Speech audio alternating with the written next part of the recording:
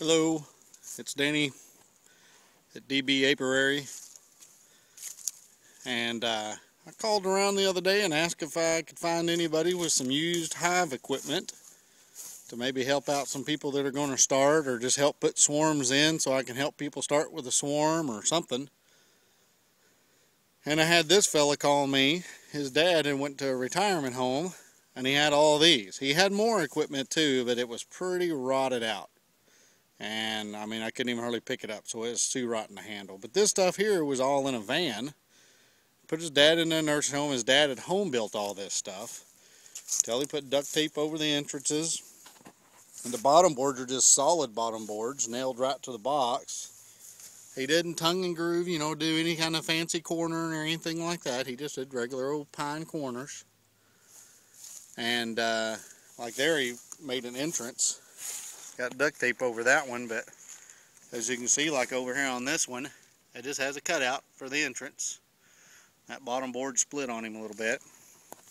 And what there is 1, 2, 3, 4, 5 hives, maybe 6 hives, and 5 supers, and all these hives that are closed right now, you see, are full of frames. And he home built these frames. I think this is just awesome. I wish I could have met the man that did all this.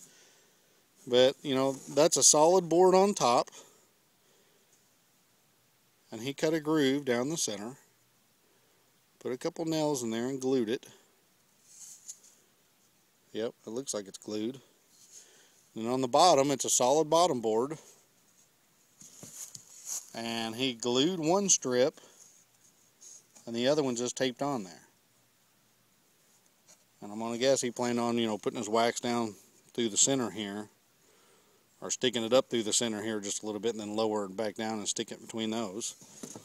And I happen to have some wax foundation from another old beekeeper that gave some to me. Like this one here, if we open this one, it's kind of like a little bit of a telescoping top on here. I might have to make me an inner cover for this one. There's all the frames in there, and every one of them is just like what we looked at. Matter of fact, these boards on the bottom of these look like they might be double glued in there. Neither one of them's loose. But his frames don't get wide like the factory purchases one that we have. They're not wide at the top. He uses nails for his spacers. And they said he had these hives scattered over like a 4-mile area. But this was some of the best leftover stuff that he had. It looks like it's never had bees in it.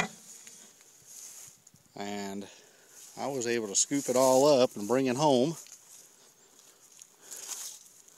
And at least anything what I'll do, I'll start catching swarms, putting swarms in there, maybe doing splits out of my own hive and start helping people out. And then also another guy called me with this thing. It's a top bar Kenya feeder, or top bar hive. And he built it himself out of plans off of YouTube. Here's the lid for it. Been sitting out in the weather for probably a little over a year. Got a little styrofoam on the inside. He went ahead and put some entrances there and a landing area.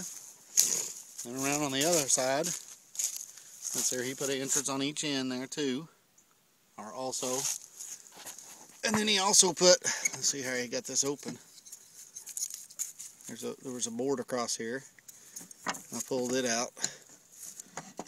And then he put a window in there. It's got a screen bottom board on it, but the screen's too big. I'm going to have to cover that up. But he also already had put all the slots in the board and put wax in there. Might need a little bit more, but you know, he's already got it done.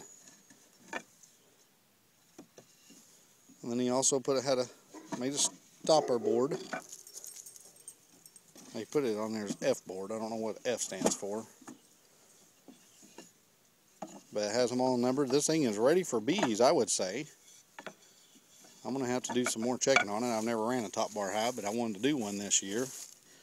I don't know why these have X's. I guess because they don't have wax in them.